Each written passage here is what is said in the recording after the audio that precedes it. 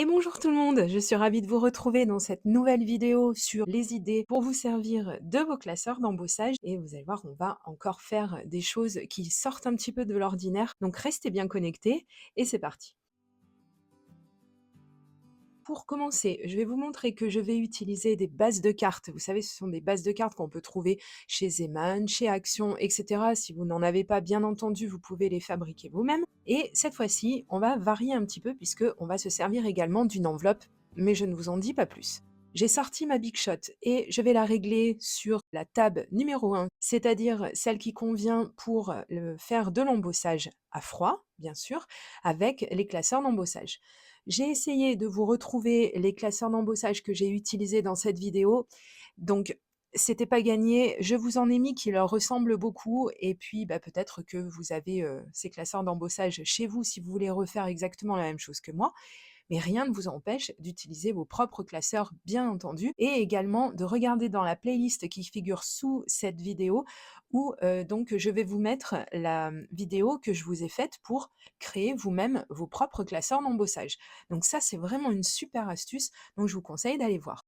Ici, donc, on va embosser la moitié de la base de carte. Donc, il est important, comme vous l'avez vu sur la vidéo, de vous arrêter, en fait, de ne pas faire passer l'intégralité de la plaque dans la Big Shot. Ne passez pas tout le sandwich, arrêtez-vous juste avant que vous sentiez en fait que ça va claquer, parce que sinon vous allez avoir une vilaine trace sur votre base de cartes.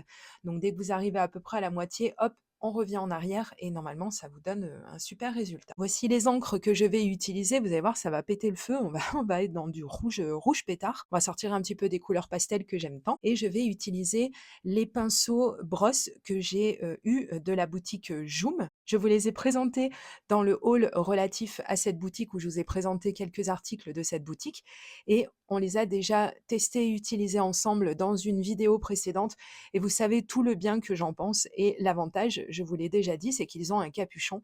Donc comme ça, on les abîme pas, ils prennent pas la poussière, etc. C'est vraiment top et ils coûtent vraiment pas cher. Donc encore une fois, vous trouverez le lien de ce produit dans la barre d'informations sous cette vidéo. Vous cliquez sur plus ou vous cliquez sur le titre de la vidéo et donc ça va vous dérouler la barre d'informations pour avoir accès au matériel que j'utilise. J'ai sorti ma Stamp Platform, donc qui est une plateforme d'aide au tamponnage, un outil hyper pratique. La mienne n'est plus commercialisée, mais j'ai réussi à vous trouver quelque chose qui lui ressemble beaucoup et qui est aussi performant pour un prix quand même pas énorme non plus. Donc allez-y, c'est vraiment un outil que je vous conseille d'avoir. Ça va vous éviter de devoir recommencer vos tamponnages à chaque fois parce que comme là dans cet exemple, vous allez voir, le tampon que je vais utiliser, c'était la première fois que je l'utilisais. Donc j'ai essayé sur un papier brouillon pour voir un petit peu ce qu'il donnait.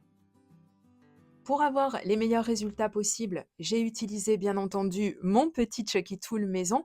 Je vous mettrai le lien de la vidéo pour vous fabriquer le vôtre, encore une fois, sous cette vidéo. Donc n'hésitez pas à aller voir la barre d'informations. Il y a énormément de renseignements hyper utiles à l'intérieur. Et vous voyez, c'est là tout l'intérêt d'avoir un outil d'aide au tamponnage.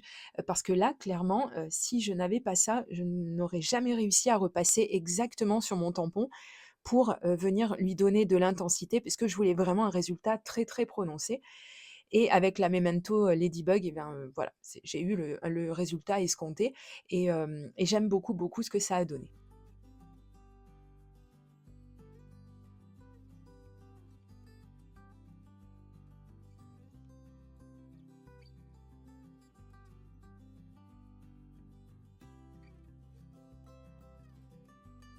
Ensuite, on va rester dans le rouge, dans le cœur, dans l'amour, dans tout ce qu'on veut et je vais utiliser donc ces mini dies que j'avais eus il y a très, très longtemps.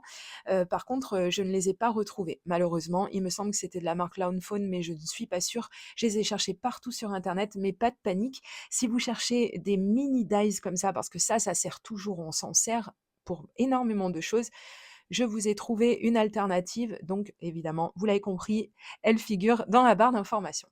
Je vais sortir mon stylo, Pick Me Up de Silhouette et donc un stylo colle Zig. Je les utilise souvent ensemble parce que voilà, quand, on en vient à devoir coller de petits éléments comme ça, si on n'est pas bien équipé, on met beaucoup de temps, on peut faire, des choses pas très propres et c'est vrai que Voilà, c'est quand même un certain confort encore une fois. Vous n'êtes pas obligé de posséder tous ces outils, mais c'est vrai que si vous pouvez vous les offrir, vous allez voir, ça va vraiment quand même vous simplifier les choses. Surtout, comme je viens de le dire, quand il faut coller de petits éléments comme ça, c'est vrai que ce genre de petit outil, eh ben, c'est ça reste quand même super pratique.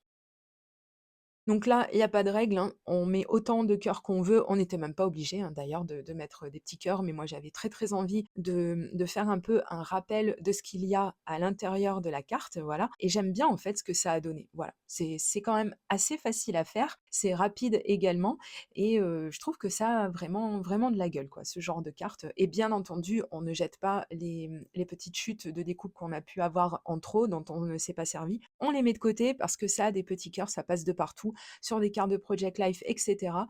Donc c'est vraiment chouette et donc on voit qu'on a quand même un bel espace pour venir mettre du texte. Donc soit on écrit au-dessus des petits cœurs, soit on écrit, de l'autre côté et en plus on a des cœurs qui sont embossés à l'envers, qui sont débossés sur l'envers de la carte, donc c'est vraiment trop joli.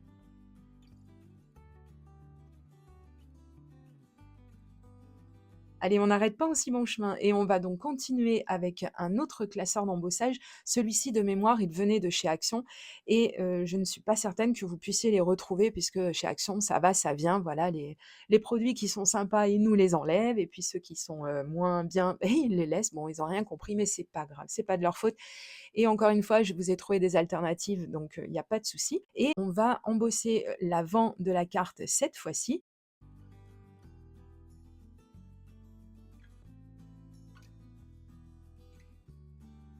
Et pendant qu'on a encore tout le matériel à disposition, eh bien, on va également venir faire un embossage sur l'enveloppe. Par contre, j'ai tenu à ne pas embosser l'intégralité de l'enveloppe et vous allez voir, je trouve quand même que si tout avait été embossé, y compris la partie qui va fermer l'enveloppe, eh bien, je trouve qu'en fait, ça aurait vraiment fait too much, ça aurait fait trop lourd et du coup, je trouve que ça donne un petit peu de dynamisme, le fait qu'il y ait une partie qui soit pas embossée. Ce sera plus simple également pour venir écrire, l'adresse de l'expéditeur donc voilà, moi je pense que c'est une très bonne chose. Ensuite, je vais sortir des doigts encreurs et vous allez voir que là, ça va vraiment être hyper pratique et donc je vais sortir une distress qui, elle aussi, est quand même bien rouge pétard. Donc c'est souvent celle que j'utilise au moment des fêtes de fin d'année, pour avoir vraiment un rouge, le plus rouge possible. Ouais, parce que ça reste quand même des encres aquarelles, donc qui dit aquarelle dit des résultats toujours un tout petit peu moins présents, mais là quand même quand on insiste et qu'on la travaille cette encre, on arrive quand même à avoir quelque chose, qui pulse.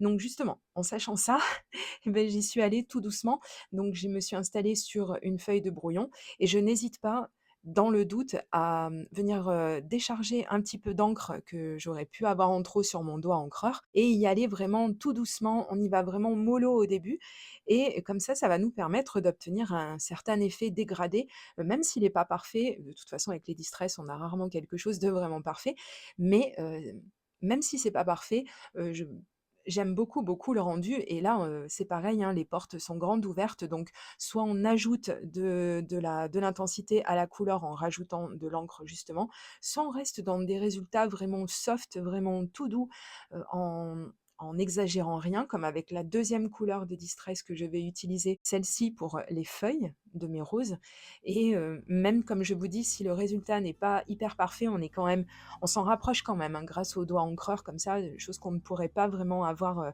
avec, par exemple, les applicateurs ronds qu'on utilise traditionnellement avec nos Distress. Donc c'est vrai que ça reste quand même quelque chose, pareil, d'hyper, indispensable, quand on veut travailler un petit peu en précision comme ça, qu'on a besoin de poser, de la, couleur à des endroits un petit peu précis. Les doigts encreurs, ça coûte pas très cher et quand on les achète, ils les arrivent souvent par lot, donc on peut se permettre d'en garder un pour chaque couleur ou pour chaque teinte et voilà, vous avez compris que c'est un produit que j'aime beaucoup encore une fois et donc on va continuer, on va pas laisser notre carte comme ça, bien qu'elle soit très jolie, mais je trouvais qu'il manquait quelque chose. Je ressors ma plateforme de tamponnage et cette fois-ci, on va faire de l'embossage à chaud. Donc comme ça, on aura pu voir les 2 techniques en même temps pour les personnes qui ne connaîtraient pas. Donc je vais reprendre un autre tampon, de cette même planche de tampons que j'avais eu d'occasion sur Vinted et là, on va aller un petit peu au ralenti, parce que je vais vous montrer j'ai oublié de vous le filmer, mais j'ai utilisé un coussin d'embossage et vous allez voir tout l'intérêt, encore une fois, d'être bien équipé et d'avoir ce genre de petit outil. J'ai donc tamponné avec la Versamark, qui est une encre qui est dédiée, entre autres pour, venir faire de l'embossage à chaud et quand j'ai appliqué la poudre à embosser blanche et bien, vous allez pouvoir distinguer tout de suite tout l'avantage d'avoir utilisé le coussin d'embossage. C'est que, à l'endroit où, je n'ai pas passé le coussin d'embossage, donc c'est-à-dire où il n'y a pas cette espèce de nuage blanc et bien, vous voyez comme la poudre a adhéré alors qu'elle avait aucune raison d'adhérer ici et que j'aurais été bien embêtée, si, j'avais eu à tailler mon sentiment plus grand, vous allez voir.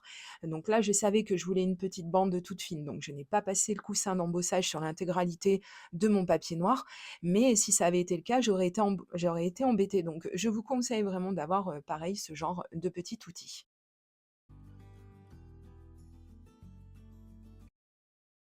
J'ai sorti et commencé à préchauffer mon pistolet à chaleur, puisque c'est ce que je vous conseille souvent quand on fait de l'embossage à chaud. Il vaut mieux commencer à préchauffer votre pistolet et une fois qu'il est bien chaud, on fait des mouvements de l'arrière vers l'avant, de l'avant vers l'arrière et moins on va rester longtemps sur une partie du papier et moins ça va gondoler. Donc c'est là tout l'intérêt en fait, d'avoir la bonne technique et si vous cherchez des vidéos sur l'embossage à chaud, je vous conseille pareil, j'ai une playlist qui est dédiée. Allez voir, vous allez trouver plein d'astuces et vous verrez que c'est vraiment très, très simple à faire. Ensuite, j'ai voulu donner encore un petit peu de relief. On a utilisé un classeur d'embossage donc qui met du relief sur le papier et j'ai voulu donner encore une petite touche de relief pour bien mettre mon sentiment, alors il n'avait pas besoin de ça, hein, mon texte, parce que en utilisant du noir sur des couleurs, on est, à fond dans le contraste, donc évidemment, on le voit beaucoup le texte, mais j'avais envie, voilà, de lui donner une autre petite dimension et pour arriver à le coller correctement et surtout, très, très droit, le plus droit possible sur ma carte, parce que sinon, ça fait pas très, c'est pas très joli et bien, j'ai bien entendu utilisé mon tapis de découpe quadrillé qui est jamais vraiment loin, lui non plus, hein, vous le savez. Si vous avez vu la vidéo sur mes favoris, vous savez, je vous en ai parlé. Donc je vous conseille aussi d'aller voir cette vidéo, voilà. Si vous vous embêtez, si vous êtes en vacances et bien pareil, vous allez peut-être apprendre des choses et découvrir du nouveau matériel. On va faire donc le tour des 2 cartes qu'on a faites aujourd'hui. Donc j'espère que ça va vous donner de l'inspiration, j'espère que ces cartes vous auront plu. Vous voyez les jolis résultats qu'on obtient avec des classeurs d'embossage, vraiment, c'est très peu cher comme investissement et on a vraiment des résultats qui sont vraiment sympas. Là, par exemple, avec l'enveloppe, il ne faut pas hésiter à venir coller une étiquette à l'avant pour pouvoir mettre l'adresse du destinataire. Donc vous voyez, on a vraiment des dizaines et des dizaines de façons de se servir de nos classeurs d'embossage. Donc j'espère que cette vidéo vous a plu et je vous dis donc à très très bientôt pour de prochaines vidéos création. Gros bisous, bye bye.